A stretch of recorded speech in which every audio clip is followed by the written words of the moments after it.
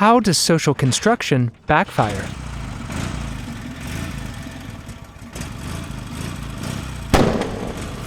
It backfires because, if we take it seriously, social construction completely undermines the transgender movement.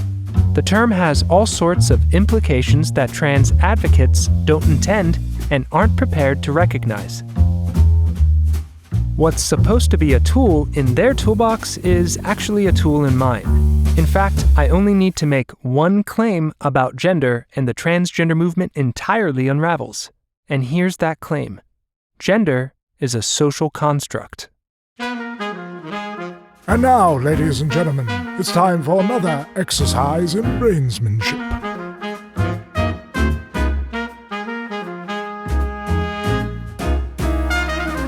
The qualifier, if we take social construction seriously, will sound familiar if you watched my last video. There, I talk about two generic ways people appeal to social construction to make the argument that people can be trans: the dismissive approach, the focus of my last video, and the serious approach, my focus here. These aren't two different views of gender, since they both think it's socially constructed. Rather, the distinction has to do with the way people appeal to social construction to argue for the transgender category. The first is dismissive towards social constructs, and the second takes them seriously. Basically, the dismissive approach just labels gender a social construct and tosses it aside as some made-up idea. This style of argument doesn't work, and the last video shows why. The serious approach to the argument tries to show why gender being a social construct demonstrates that people can be transgender. So it engages with social constructs rather than dismissing them. It recognizes that a connection between these two ideas, social construction and the possibility of being transgender, needs to be shown. The dismissive approach doesn't try to connect these ideas. Instead, it just labels gender a social construct, claims that the traditional view of gender is now deconstructed, and then draws whatever fanciful conclusions about gender it wants. Please stop doing this. It doesn't work. Again, watch the last video if you think it does.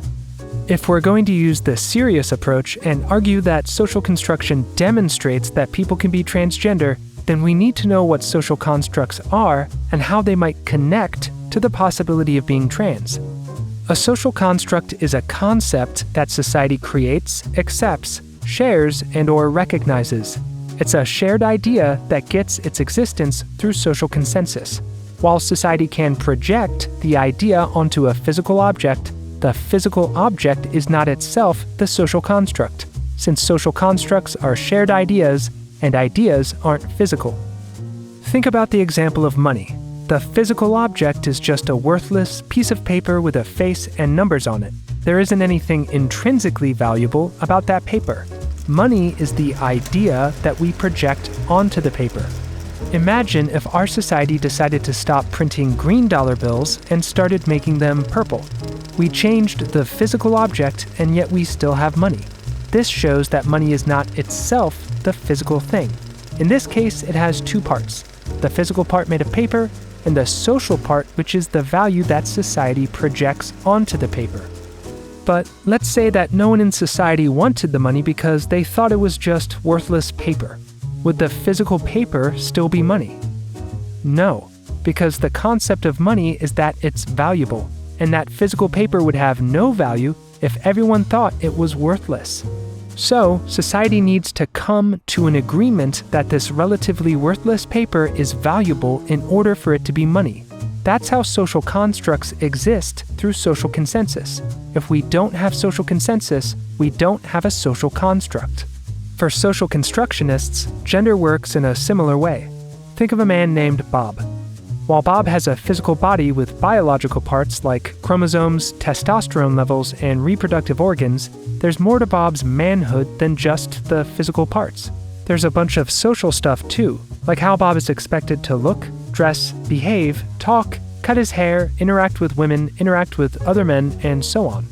All of this social stuff isn't physical, but it exists in our minds as a shared idea of what men are. So there are two parts to Bob, like there are two parts to paper money, the physical and the social. On this view, the physical stuff is called sex, and the social stuff is called gender. Now think about money again. there's no essential reason why we couldn't project the social part of money, its value, onto a different physical thing, like a purple piece of paper. The same logic is supposed to apply to gender. We could project the social concept of manhood, gender, onto a different physical body. Someone with ovaries could dress, behave, and talk like Bob. And since all of that social stuff is called gender, someone with ovaries could have the same gender as Bob. But keep in mind, saying that something is socially constructed is not the same as saying that it's totally arbitrary or that people can invent their own individual view of that thing. Imagine trying to buy a $40,000 car with a $20 bill. Society not only created money, but it also set parameters for how money works. While it's true that money could be purple and not green, it isn't true that this means it's arbitrary. You can't just walk into a store and use purple money if society uses green money, because social constructs are based on social consensus. Likewise, if gender is a social construct, then society sets the parameters for how gender works. While those parameters could theoretically change, it doesn't automatically mean that they have changed in your favor. If society thinks that there are two genders, then there are two genders. That's how social construction works. Saying that gender is socially constructed is not the same as saying gender is arbitrary, so people can be whatever they feel on the inside. That's not how social construction works. In fact, that's basically the way the dismissive approach tries to argue and why it fails so badly, because a social construct is what society creates, accepts, shares, and/or recognizes. So, how does social construction, when taken seriously, backfire? Well, let's ask this. Can a social construct exist if many people in a society don't share, accept, or recognize it? No, because social constructs are based on social consensus. In other words, a social controversy is not a social construct. Now ask, is the transgender category controversial in our society? Do you see where this gets interesting? If gender is a social construct, and a social construct is what society shares and recognizes, then a controversial idea like the transgender category is in serious trouble. And that's based on the theory that transgender advocates hold, not my theory. You're gonna wanna watch the next 2 videos where we unpack what this means for the transgender movement and see just how bad of shape it's really in. They're called Can You Determine Your Own Gender? And, most importantly, Using Transgender Theory to Debunk Itself.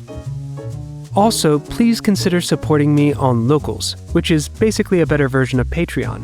Your support helps me make enough time to create more videos at a faster rate, which I badly need if I'm ever going to complete the Deconstructing Trans project. You can learn more about the project over on the Brainsmanship Locals page. If you like this video and want to help the cause, one way to make sure others see it is to hit the like button, the notification bell icon, and subscribe to the Brainsmanship channel. That feedback tells YouTube to put this video in front of more people.